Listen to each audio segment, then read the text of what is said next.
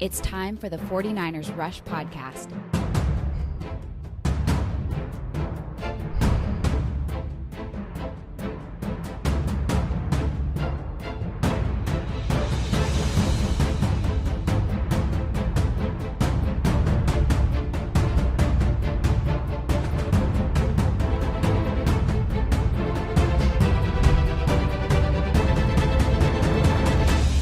And here's your host, John Chapman.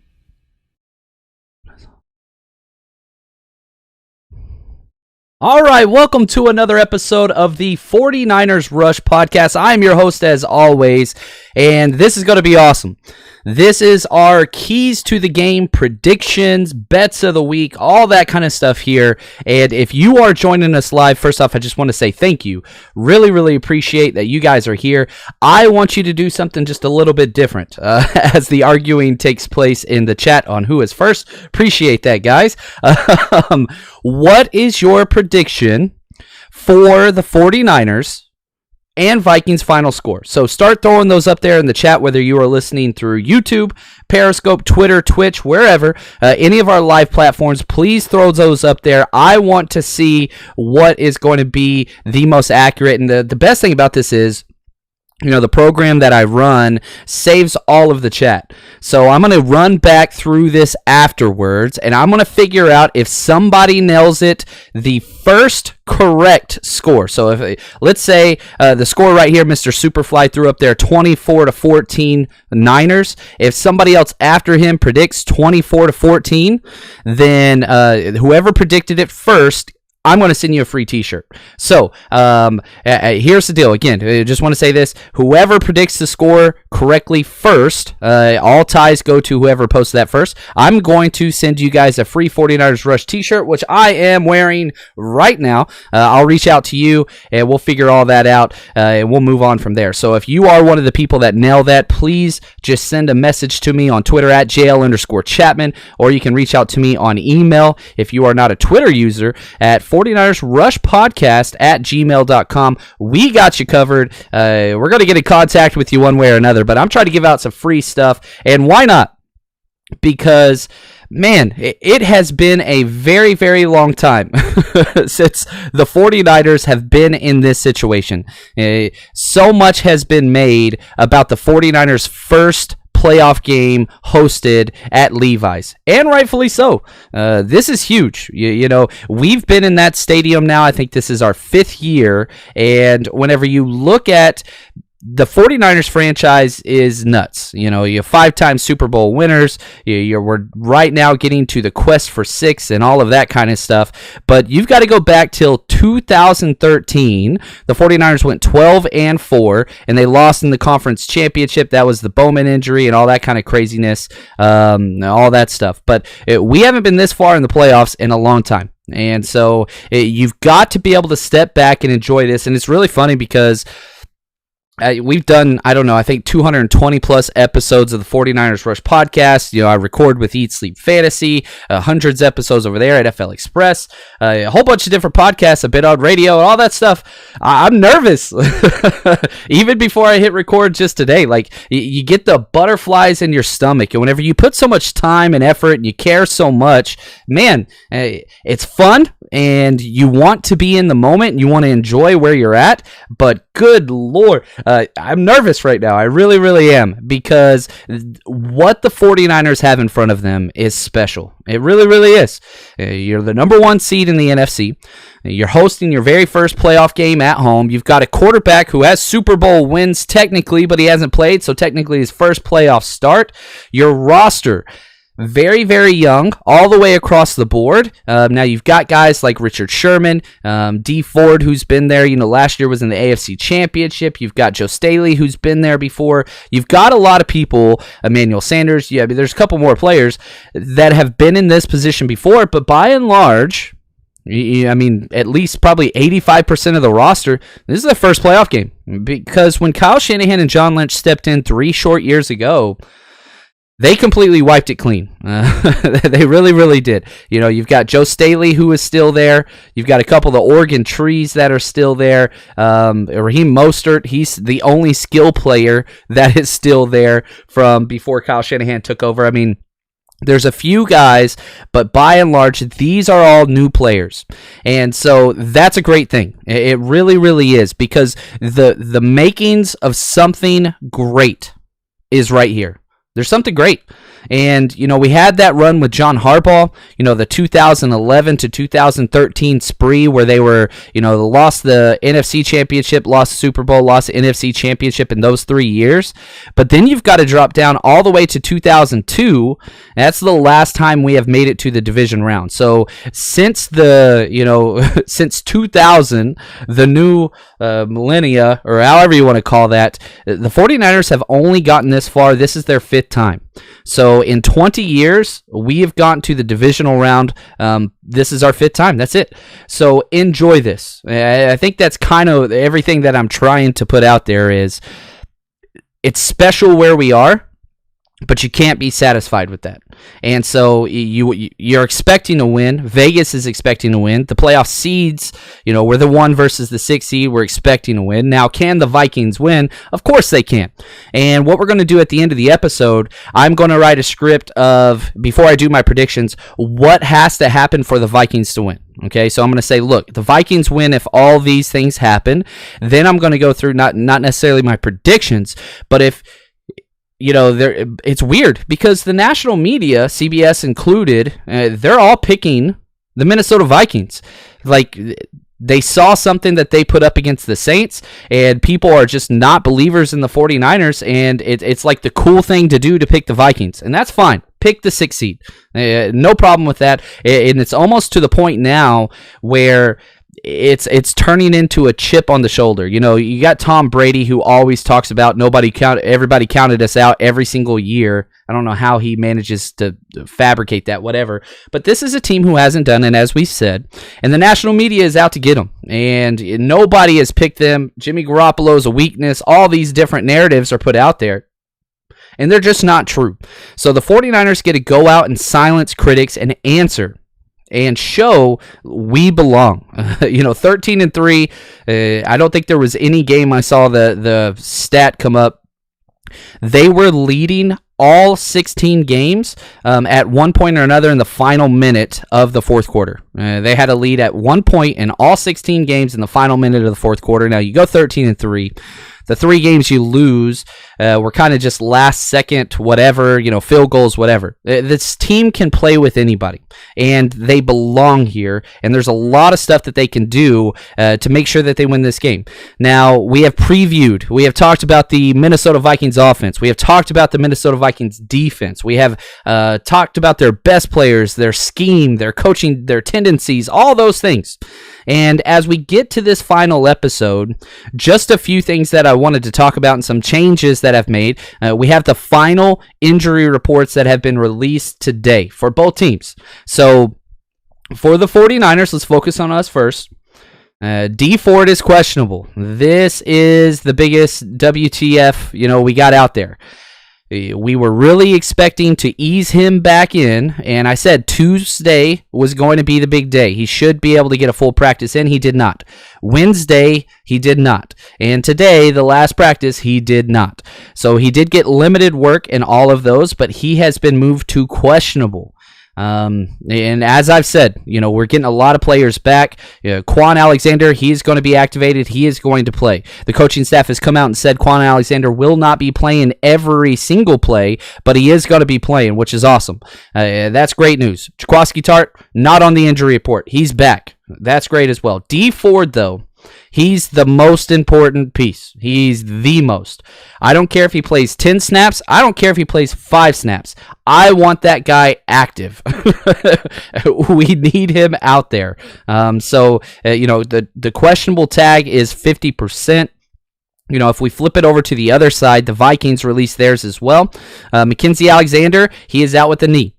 Safety, Ron Kearse, he's out with the toe and a knee. And questionable is Adam Thielen with an ankle. Now, Adam Thielen is going to play, and he got sliced at practice by somebody's cleats or something. I don't know. But he had to get 2 stitches in his ankle, and he was out there with a limited practice. They've said he is going to play, but you've got to think, man, that's probably problematic to say the least. You don't want to be a wide receiver 3 days off of fresh stitches at the ankle position. It's not ideal. And then if you look at Stefon Diggs, who is going to play, he's missed 2 straight days with an illness. So whether that's a flu or whatever, we don't know. But there are some issues at play on this Minnesota Vikings team. And their depth at a few different positions, it's non-existent. Okay, they just have 2 corners that have any substantial playing time. And now it is their 2 starting corners, Xavier Rhodes, Xavier Rhodes, and then Trey Waynes on the other side. They usually play 3 safeties in their nickel package with Sendejo, Harrison Smith, and then also Anthony, who's had a hell of a year. He's leading the NFL in interceptions. So they have their guys in place. But this is the big but. Any injuries on that defense, and they are not going to be able to handle their scheme like they want to handle their scheme. So that's going to be key for them as well. Now, on the 49ers side, the healthiest we have been all year. On I think it was Wednesday's practice was the first time all year, going all the way back since week 1, that all 53 players on the active roster all practiced. It has happened once this year. You finally get to that right before the division round, which is huge, and it shows you how important that bye week really is. Because, while we are healthier than we have been, we're still not the optimal health. We have 16 players on IR, but for our guys that are able to play this week, all 53 have a shot. Quan Alexander is questionable, and Contavious Street is also questionable. So we'll have to see what happens there. Street's obviously not near as big of importance as D Ford, but he still matters. And casual viewer, you're right. So many experts are saying the Vikings are going to beat the 49ers. A lot of the hate that I've seen is Pete Prisco, who's the CBS. Like, they're trying to turn Pete Prisco into Adam Schefter and stuff like that, Ian Rappaport for CBS. He's not that. He's the guy that the NFL leaks stuff to. So don't worry too much about who says what and all that stuff. Just let it go. Not that big of a deal. It is what it is. I'm to the point now where I want more people to pick against the 49ers. That's really what I want. Mr. Superfly, how much do you think it helped Garoppolo that he sat behind Tom Brady for 3? Oh, that's huge. As a player and a coach, I've played on teams that lost a lot, and I played on teams that won a lot. I've coached on teams that lost a lot, and I've coached on teams that won a lot. There's something happens in the mindset of a player that I've been here before. It's not too big of a moment. We're fine. And it needs to have like a term, and it's called the Kirk Cousins syndrome, if you will. Kirk Cousins is scared to death of the lights. He's terrified. I think he has the all-time worst record on Monday Night Football. I think he's 0-9 now. He lost his last 2 games this year. But some people just do not perform well when everything's on the line, a poker term or whatever. Whenever all the chips are on the table and everything's in, how do you behave? And we haven't seen Garoppolo play in the postseason, but every single dang time, go back to those 3rd and 16 plays, both of them, on that one drive, we have not seen a moment that is too big for Garoppolo. The worst that Garoppolo has looked all year, it's happened in the first and second quarter. He has been ice cold veins. I mean, just ice cold in the second half. The majority of his interceptions and turnovers have all taken place in the first half. That dude is just solid in the second half. And so you try to take those things, and that's as close as you can get to what's going on with the playoff call and the importance. It's a home game, all those things. It just says it's going to be on his side. And again, you go back to the Patriots and what Jimmy Garoppolo was able to sit back behind Tom Brady and the Patriots on those 3 seasons. It's paramount. It really, really is. It's very, very important. So great point there. The Geek Freak, Diggs has been ill all week, getting stitches out of the ankle.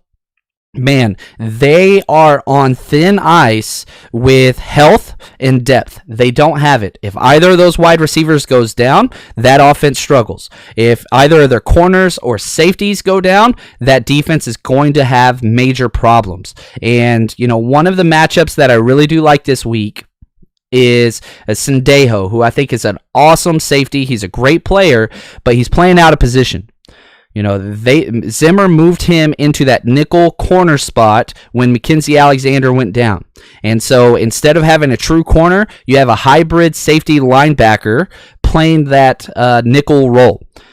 If you want to go get, he's not very shifty. He's much more of a hard hitter, and he's an effort guy. Well, Kyle Shanahan's going to have an opportunity to do something. I think he's going to be able to exploit that. I really, really do. Let's see here from the casual viewer. What do you think of those experts who say Vikings beat the 49ers? I don't know how you pick against the 49ers this week. Logically, I really, really don't. Do I think that the Vikings can win? Oh, of course. Every team that is in the playoffs can beat any other team on a given day. That's just what it is. Now, does that mean you should pick against them? No, the Vikings have beat one team with a winning record all year. That's it. One team, and that was the Eagles. So you can take that for what you want. The Vikings are good. I'm talking about the regular season. Obviously, they beat the Saints last week. Vikings are great. They really, really are. And the similarities, which I've outlined very, very much during the course of this week, the two most run-heavy teams in the NFC, the two most two tight end teams in the league, it's going to be 4-3 versus 4-3. Defenses are going to be able to stay in their base package almost the entire game, which is huge with Quan Alexander coming back, because Dre Greenlaw is going to be out there.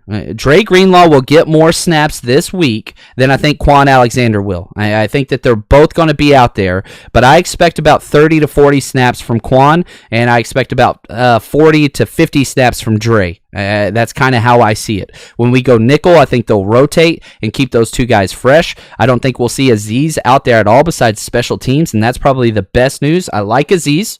I think he has a future in this league, but he is an undrafted rookie that is a little too overeager. And with this offense, with what we are seeing with the Vikings, especially if D Ford's out, play action, misdirection, things like that, that is problematic. Niner by nature, Quan's going to play. D Ford is questionable. So Quan's in. D Ford, maybe, but Tart is back as well, and that's huge. So a lot of different things at play there with what's going on there. John, with your crystal ball, tell us how Sala uses Alexander. Thank you. Just kind of talked about that. I think that Quan Alexander will start, and I think based on personnel, we have to see what the Vikings come out with on offense, because if they come out in 4 wide, we're not going to be in our nickel package, but I'm safe to say they're going to come out in 12 personnel, which is 1 running back, 2 tight ends. As I said, they use 2 tight end sets just as much as the 49ers do. So if they do that, we're going to come out in our 4-3 package, and I think Quan starts. I think that's where he's going to be, and so super excited for that. And what this allows us to do, and it's not necessarily a big change, but you're going to move now Fred Warner to the actual Mike position. Now, Fred Warner has been the Mike linebacker because he calls all the plays, but anytime there's been trips, we've moved him to the will spot, because what happens is the will runs vertical with the number 3 in a lot of our sub packages and our coverage packages. And we have not done that with Dre Greenlaw. So in trips packages, we flipped our linebackers to where Dre went to Mike and then Fred Warner went to Will because he's the better coverage guy. We don't have to do that anymore. We can just leave Fred Warner at Mike, because Quan can run in coverage much better than Fred Warner ever could. Now, Fred Warner's had a great year, 6 All-Pro votes. I love Fred, but he's not near as fast or athletic as Quan Alexander is. Fred Warner's much more of a cerebral, always in the right place, great reads, things like that. And I'm not knocking him at all. It's just they have different skill sets. And the reason why you pay Quan all that money is because he is one of the most athletic linebackers in the NFL, bar none. Speed-wise, he's different. He's just different. And I do think that if Quan's out there, he's going to be blitzing. I'm very, very excited about that. I really want to see Quan blitz after, off the edge, and just be able to get some of those bullet blitzes and try to time it up with one of those play action boot plays that Minnesota likes to run and just be there waiting on Kirk Cousins just right in the face. Super excited about that. So let's see. Sergio, did Xavier Rhodes hurt his collarbone last week? Is he questionable? He is not listed on any injury report, Sergio, but you are correct. If you watch that game, I think it was his pride that got hurt. He was getting torched. He's been torched all year. Xavier Rhodes, the starting right corner for the Minnesota Vikings, All-Pro 2 years ago, he has had back-to-back bad years. And so he is he's Terrell Owens on the sidelines and Akello Witherspoon on the field. I think that was mean. I probably shouldn't have said that. And we got to talk about this. Nobody has been on the E-Man train more than myself. And they came out this week, and Akello Witherspoon's going to be starting. They're going to stay with him. And that news, what's even more funny is Kyle Shanahan said, we're not going to tell you who's starting at corner. Then the next day during the press asked Akello, hey, are you starting? He goes, yeah, I'm starting. So, whatever. I'm the biggest Akello fan this week ever. I hope that he has 3 pick six and proves me wrong. That's what I want as a fan. Do I believe in Akello Witherspoon? No, I don't. Not now. I think eventually he can rebound, but his confidence has been completely shot. Maybe this bye week has been enough, and maybe we get enough pass rush to where he doesn't have to guard corners one-on-one or wide receivers one-on-one for 4+ seconds. So can he make the plays? Yes. You go back to the film the last 3 weeks, he has been absolutely obliterated. But he's been close to being in position. He just doesn't make the play on the ball. You could talk about his injury. You could talk about the quarterbacks that he's played against and all that stuff, because the first 3 weeks for Akello Witherspoon, he was wonderful. But again, that was against bad quarterbacks. That was against, the Bengals. That was against the Steelers without Big Ben. That was against Jameis Winston, who's one of the worst quarterbacks of all time. So we'll have to see what happens. Kirk Cousins does not fall into the category of bad quarterbacks. He's a great quarterback. He just doesn't show up to big games. John, let's see here. Next question. Here we go. Here's a random thought. What do you think about Brady coming to back up Jimmy? How ironic would that be? Yeah, that would be hilarious, but I don't want him. I would prefer BDN, my bad boy Nick Mullins. I love Nick Mullins. I went on record on Eat Sleep Fantasy saying I think Nick Mullins is probably the second best backup quarterback, and I said these were my quarterbacks that I think are the best in the NFL, and this was before the season. I said Teddy Bridgewater, Ryan Tannehill, and Nick Mullins. Those are the 3 that I think are the best backup quarterbacks in the NFL. Maybe I missed my call, and I just need to evaluate backup quarterbacks because I think I hit on all. Well, Nick didn't play any this year. Any news on the uniforms we are going to be wearing? I have not heard anything. I'm a big uniform guy. My instincts, again, this is just my guess, Niner by nature, we are going to go traditional, just the red and gold. I think that's what we're going to do. Again, it's the first home game in the history of Levi's during playoff time. I don't think that they're going to shake it up too much. I think that they're going to just go straight, kind of traditional. Now, I would prefer the throwback whites personally, but the 94 throwback whites that we just wore versus Seattle, but I doubt that's going to be the case. But that's just me. We'll have to see what happens there. But before we move on, I do want to take just a quick second to thank our sponsor, BlueChew.com. These guys are awesome, and here's the deal, okay? It's the exact same thing as Viagra and Cialis. It's the same thing as those things, except it's way better in every way. One, it's completely discreet. You don't have to go to the doctor.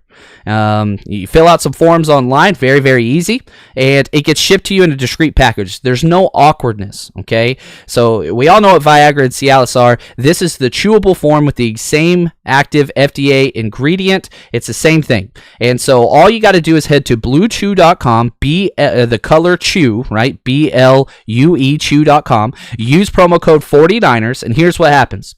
Your first shipment's absolutely free. You just got to pay for shipping, $5. That's it. So again, not awkward, and if you just want to try it out, if you've heard about it and all those things, try it out. BlueChew.com, use promo code 49ers. The first shipment's free if you use that promo code. You just got to pay $5 for shipping. It comes straight to your house, and discreet package. Nobody's going to know what it is. Totally chill. And then you can use that whenever you want, whether you full stomach or empty stomach, night, it's whatever. Whenever you want it, then you use it. And trust me, the stuff works. It is an awesome product. And just want to say thank you for those guys. Blue Chew is the better, cheaper, faster choice. And we just want to say thank you for sponsoring the podcast. They reached out to us. They've worked with us in the past as well. Just a great product there. So bluechew.com, promo code 49ers. Here we go. Let's jump in now to just a little bit of my notes and some things that I have. So here's what we're going to do. How do the Vikings win this game? Let's play devil's advocate. Okay, now I'm not saying these things are going to happen. I'm saying that if these things happen, it definitely increases the chance for the Minnesota Vikings to have the huge upset. Okay, so first, 49ers defense. I have 3 key points that can't happen. Number 1, Dalvin Cook cannot go off. Nick Bosa had the quote in his press conference where they were talking about pass rush, and Bosa just said, can't pass rush if you don't stop the rush. So you got to stop the run first. The 49ers and the Vikings run the ball the most. You got to get them in 3rd and long. Okay, that's key. That's number 1. That's probably the most important thing of the entire game. If Dalvin Cook goes off for 100 plus, it's coming down to the wire, period. If those of you that believe the 49ers are going to blow out the Vikings, you better be sold on the fact that Dalvin Cook is not going to be able to run very effectively, and he will not be involved in the passing game very much, at least successfully. That's huge. So Dalvin Cook is key, and it's not so much even Dalvin Cook, it's the run game. Dalvin Cook's backup is a beast as well, Alexander Mattinson. He's a hell of a player, and you're going to confuse Dalvin Cook and Mattinson when they're in the game because they look so similar. Mattinson's actually bigger than Dalvin Cook. So Dalvin Cook's number 1. Okay, now going off that, we need, again, we're staying with this, how do the Vikings win? Lots of 3rd and shorts for the Vikings offense. 3rd and 5, we're okay, the 49ers. 3rd and 4 and less, that's problematic, okay? So, again, 3rd downs are always key, and the 49ers have been great on 3rd down, but 3rd and shorts will kill this 49ers defense. We need the Vikings to be predictable on 3rd down in order to not put Akello in bad positions. And that brings us to our 3rd point. How do the Vikings win? If Akello gets targeted 8+ times, they are going to target him nonstop. Now, I do think that Akello is going to have a very short leash. We saw him benched in the final drive of the game versus the Seahawks, and we finally stopped him. They scored 3 straight touchdowns coming out of the second half, the Seahawks, and then we pulled Akello, and not necessarily that was all on Emmanuel Mosley, but he did have a good drive, much better drive than Akello has had in 4 weeks straight, and that one drive was better. But anyway, don't want to harp too much on that.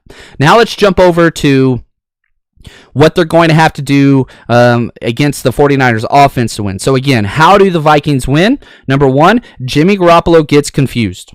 Okay, what the Vikings and Zimmer wants to do is he wants to confuse you, and he is moving everybody all the way up to the snap. 2 safeties down to 1 safety, blitz to Bell, press man to Bell coverage, all those things. They're constantly moving, and they want the quarterback overthinking. Very similar to what Kyle Shanahan does on offense. Now, how do you negate that? 1, I expect to see a little bit more quick snaps from the 49ers offense. I mentioned this earlier. I really do think that we're going to see a couple first sound, first movement. Kyle Shanahan wants to do all the double motion. I think we'll get that. But I think early on, after we get our first down, the very first down in the 49ers offense, I could see us jumping up there and just going with a quick snap, which Kyle Shanahan does that once or twice a game. But I think you could do that a few more times because if they're moving all their guys around and they're moving their safeties, you want to catch. They're not going to show you what they want to do first. So just jump up to the line of scrimmage, snap the ball, run your play. I think we're going to see that a few times. Not a lot. We're still going to get a lot of the double motion and whatever else. We're home, so we don't have to worry too much about crowd noise. But again, if we're looking at how the Vikings are going to win, that defense confuses Jimmy Garoppolo. That will be huge. Another thing, I got 3 points for the offense. If the wide receivers disappear for the second and third quarters, again, that's 3 straight weeks. Debo has showed up and have been consistent, but a lot of that has been in the run game. Emmanuel Sanders, goodness, I don't think he's had a catch in 3 weeks during the second and third quarters. Kyle Shanahan scripts out his first 20 plays. He goes out there, he gets targeted, he does a hell of a job, but then once we get off script, he just disappears. And a lot of that is his age. A lot of that is he played 17 straight weeks because, he got traded after the 49ers bye week and before the Broncos, so he's exhausted, and 32, he's old. So perhaps this bye week, he'll be a little bit fresher. That's going to be huge. So again, if Emmanuel Sanders and Debo disappear in the middle quarters, that's problematic for the 49ers team. And then last one, if Tevin Coleman gets 7+ carries, that helps Minnesota win. Tevin Coleman should get 4 to 5 carries tops. And we need Breida. Let's change that. We need Mostert with Breida. Mostert is key. Mostert is absolutely key this week. Very, very excited about that. Now, a couple more questions before we jump to our bets of the week, and then we'll finish up with our predictions. Here we go. From PA Niner fan 87. John, what do you think of the over/under at with D Ford sack total? Man, again, I'm not quite sure how many snaps D Ford gets. My guess is right now, I don't think he gets more than 15 if he is active, and that's a huge if. They came out and said he's questionable. He's had 3 straight limited practices. But I've been off on my sack predictions more than anything. I keep track of all of my predictions. My sack numbers have been off, which is sad because the 49ers are 4th in the NFL throughout the season on sacks. I mean, they've got a lot. But if D Ford plays 15, I'll say this, okay? If D Ford plays 15 snaps in this game, I think the 49ers will get 4 sacks. And I don't think that you need a lot more than that because of how much the Minnesota Vikings run the ball. Even if they get behind, they're still going to run the ball. They're very similar to the 49ers, and even their 2-minute drill, they'll run the ball. They don't have any timeouts, they'll still run the ball. If they got to go 80 yards in a minute and a half, they'll still run the ball. This is going to be a ground and pound game and very old-fashioned as far as just the play calls, but not the formations and the scheme and all that stuff. Let's see, Drew, did you find out the starters? They're not going to really list any of that, Drew, outside of a player slipping, and that's Akello. So, for our defense, our offense is going to be exactly the same. Hopefully Tevin Coleman doesn't get the start. That'd be yeah, I don't know if you guys watching, you just saw me just like get grossed out. Anyway, Tevin Coleman has started, I think, 7 straight games, and he's been awful 7 straight games. Ever since his 4 touchdown game, he has just been awful. He's been really bad. But Akello's going to start. I think Quan's going to start as well, but we'll be in a 4-3 situation. So on defense, so Dre Greenlaw will start alongside of Quan, and of course Tart's going to be back out there, and that's huge. I love this all-star Luna. Diggs is sick of Cousins not passing him the ball. Flew. You're exactly correct. It's hilarious. I love that. From Grant, you think they might be doing load management with Ford at practice so he doesn't overwork it till game time? With the hamstring, it's key. But he hasn't played since week 11. And he only played like 4 snaps in week 11. So it's been a while. He's had lots of practice where he's out there running full speed and all those things, but he's just not 100%. The whole hope was we're going to rest him all this extra time. Hopefully he gets completely healed up. He still hasn't. And some people are out there saying, oh, this is a terrible signing and all that stuff. No, it was not a bad signing. It was not. You go 9-0 for a reason, and D Ford was one of the key reasons why. The signing was perfect. The trade was great. The problem is you can't predict injuries. Yeah, it's soft tissue stuff. He had his knee issue, then the hamstring. But if D Ford comes back and plays, the 49ers are Super Bowl favorites. I firmly believe that. It was a good signing. He just got to get healthy. That's just what it is.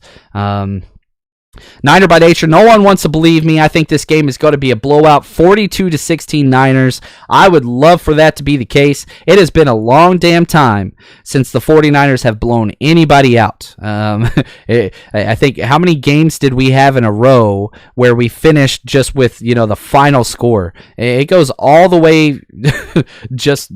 I think we're 5 straight weeks. Let's see here. I'm pulling it up now.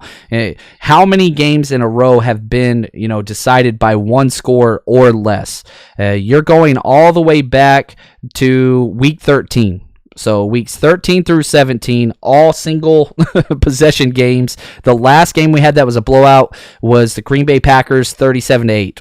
And that was it. So all the other games, 1, 2, that's 5 straight games, came down to the very last possession. So I hope you're right, Niner by nature. And again, I've talked about this week. We are going to be on the Hot Mic broadcast, the Hot Mic app. So if you haven't downloaded the Hot Mic app, you need to do so. One, we're giving away an autographed Ronnie Lott jersey. All you have to do is download the Hot Mic app. Just whether you have an iPhone or Android, it's there. Hot Mic, HOTMIC.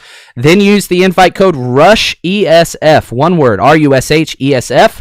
Then scroll down, you'll see John Chapman. Click on broadcaster, scroll down, you'll see John Chapman Del Demont. Hit follow on there. That's easy, doesn't cost you a penny. We're going to be giving away that jersey in the second quarter of the broadcast. So Chris Collinsworth is doing the play-by-play. It's the NBC, whatever.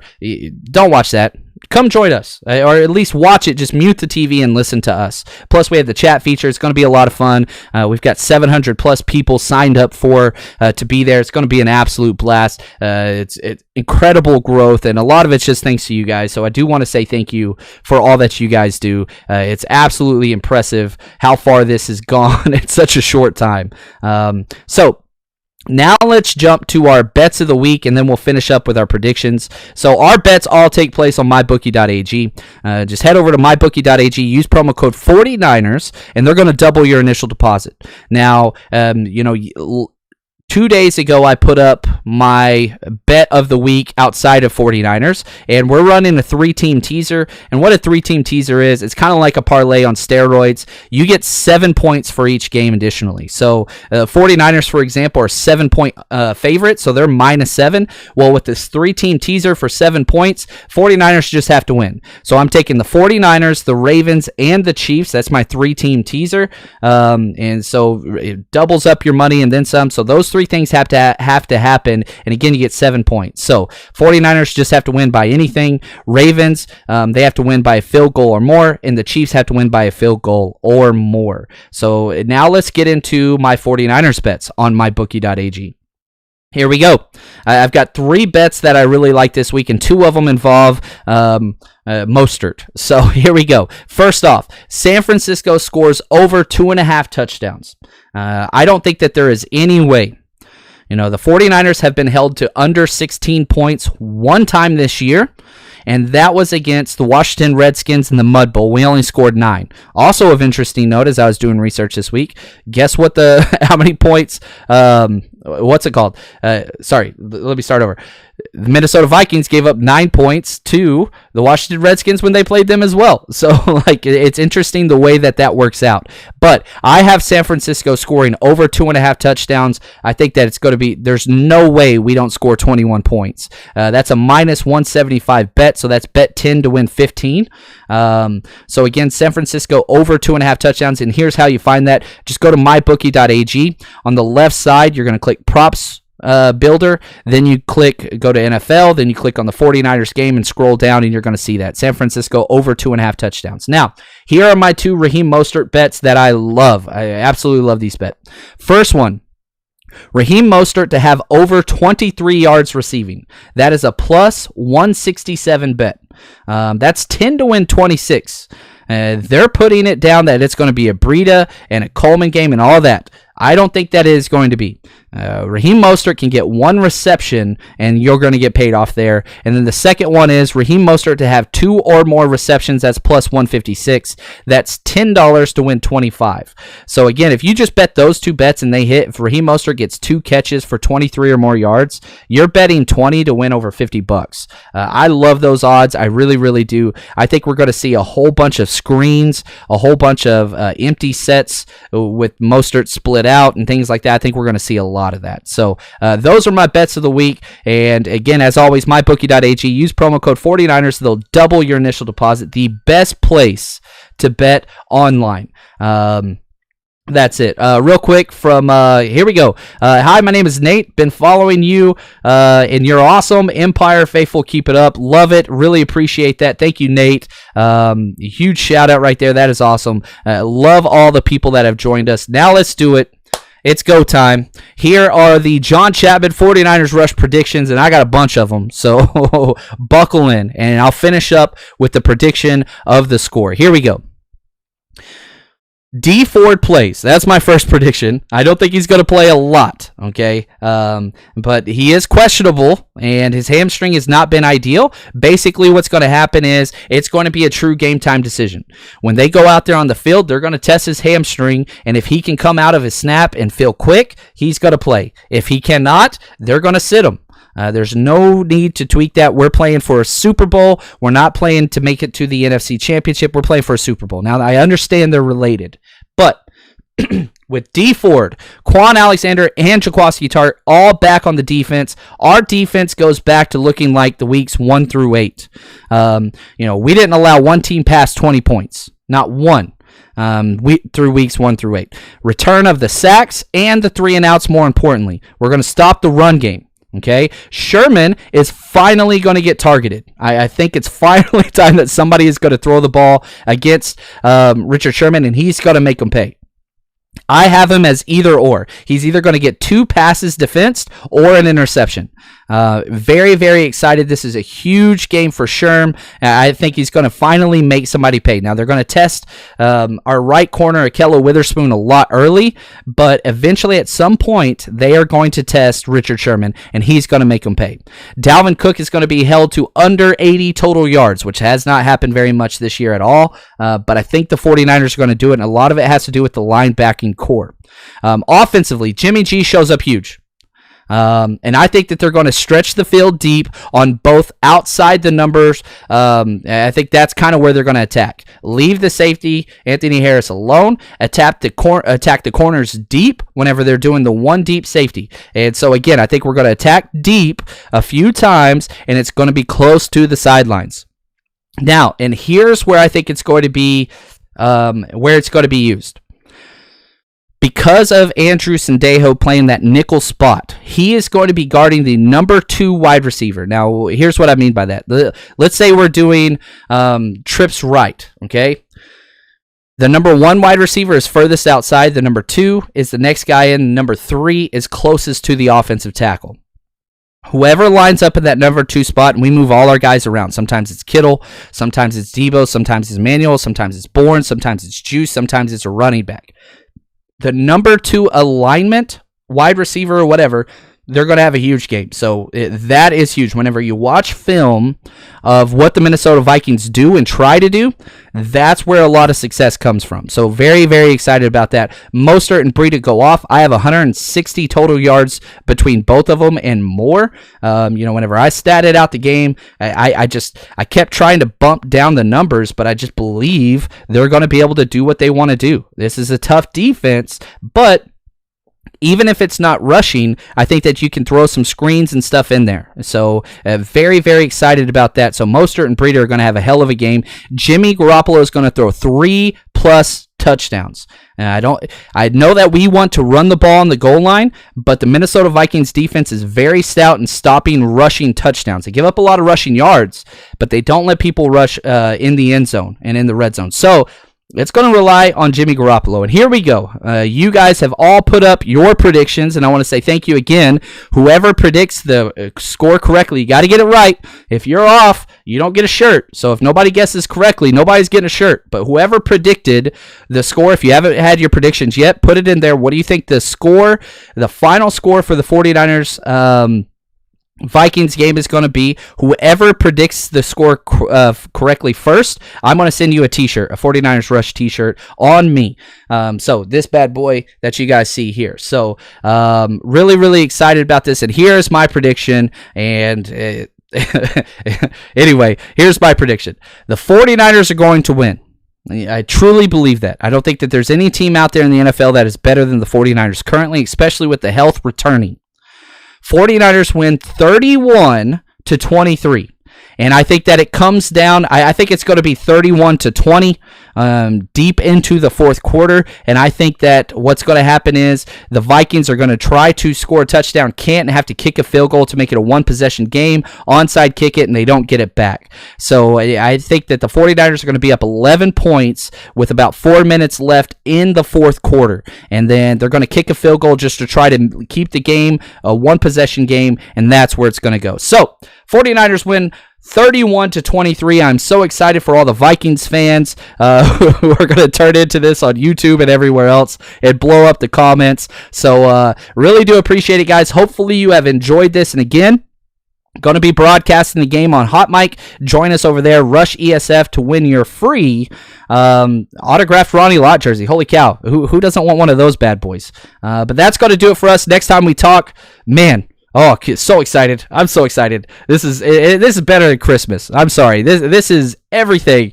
for 49ers fans we've been waiting on. So thank you guys for all the support. Hit subscribe if you haven't already. And I will be talking to you game time. And as always, we will go live 5 minutes after Kyle Shanahan's press conference is over at the end of the game. Win, lose, or draw. But it's going to be a win. It's going to be a win. All right. Stay strong, faithful. And I'll talk to you guys soon.